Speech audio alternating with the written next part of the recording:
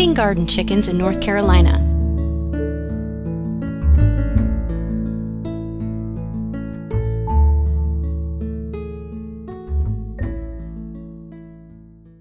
Chickens can be a colorful, beautiful, entertaining addition to your garden, and a few hens in your backyard can supply all the eggs your family needs, along with litter, manure mixed with bedding, that can be used as a source of organic fertilizer.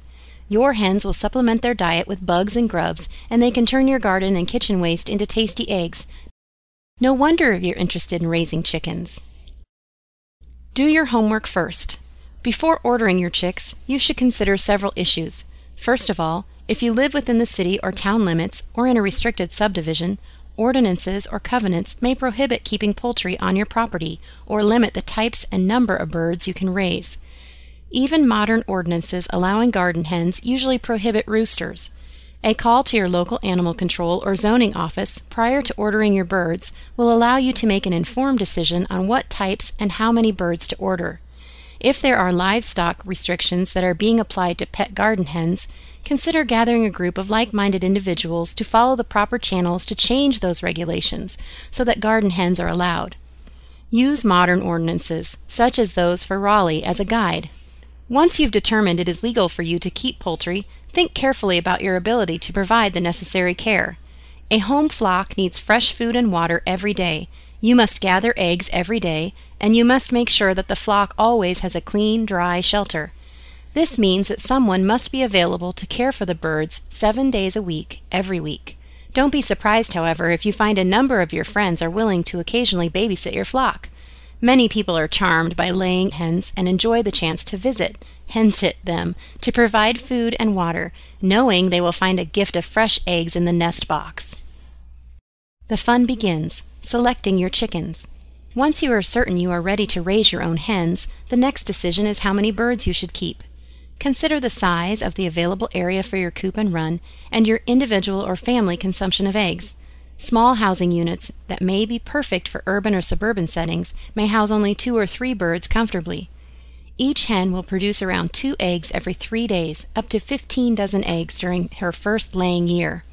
The number of eggs produced by each hen then declines yearly. Those same hens will produce about 2 eggs every 4 days, or up to 12 dozen eggs in year 2.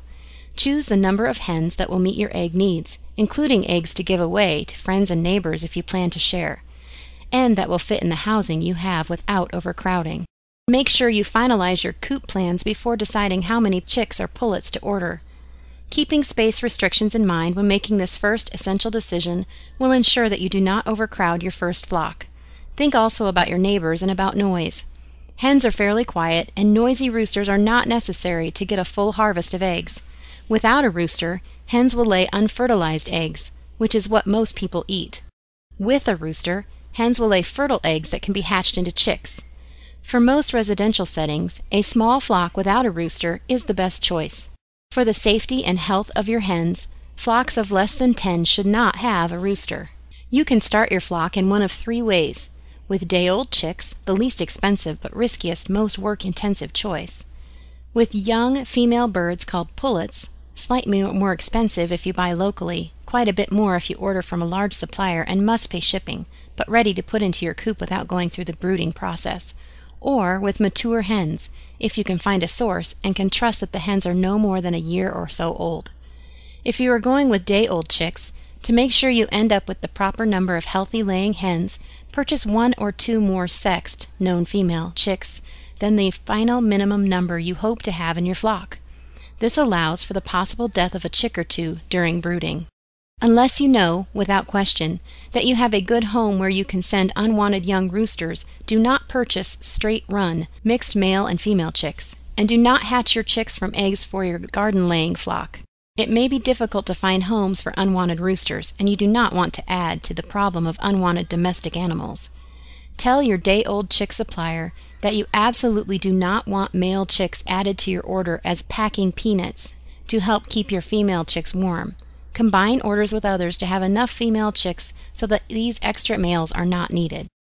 If you are purchasing started pullets or already laying hens, purchase a number equal to or only 1 higher than your final minimum goal. If you start with day-old chicks, consider the time of year. Chicks started in October or November, or pullets from late fall started chicks, will be more productive in their first year than chicks started in March or April, especially if you live in a part with mild winters. Once you decide how many hens to raise, it's time to choose a breed.